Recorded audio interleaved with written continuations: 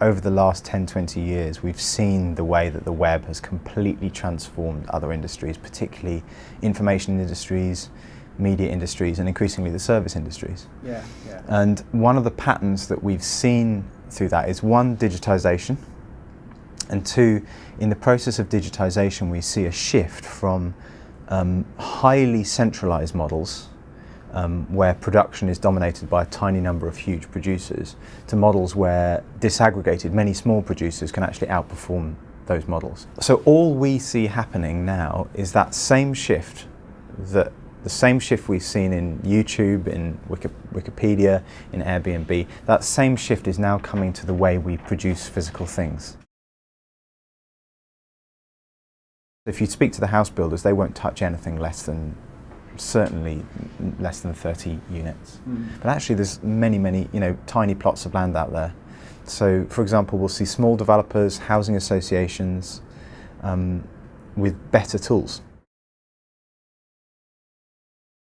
We can download design files, so effectively they're like three-dimensional. Think of it as a sort of digital Lego. So the digital components for a house, which can effectively be shared as code. You can then generate cutting files and effectively then print out the components on a CNC machine. Suddenly we're in a future where actually a factory doesn't have to be a huge multi-million pound facility. It can be a small business, a distributed network of small businesses in sheds who collectively have this amazing production capacity, and it can be local. So we can begin to create these local supply chains producing very, very high performance buildings. You've got to understand that most of the homes that we're building now, sort of brick and block, these are really outdated technologies.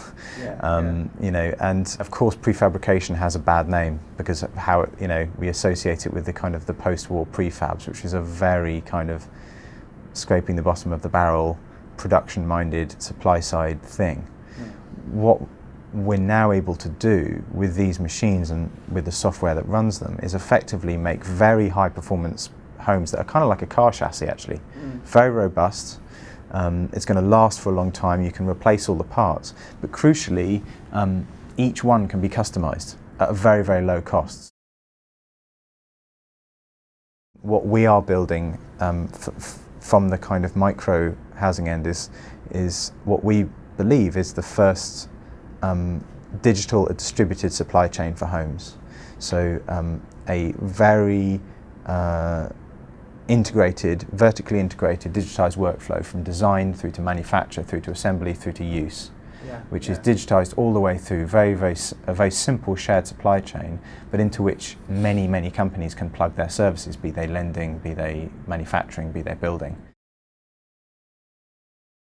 It's not because it's technologically too difficult to provide everyone with a house, it's because our housing market doesn't and our systems don't work. And I think we've got to realise there's something much more, there's a much deeper reform that's needed, not just in our housing systems but in our housing economy.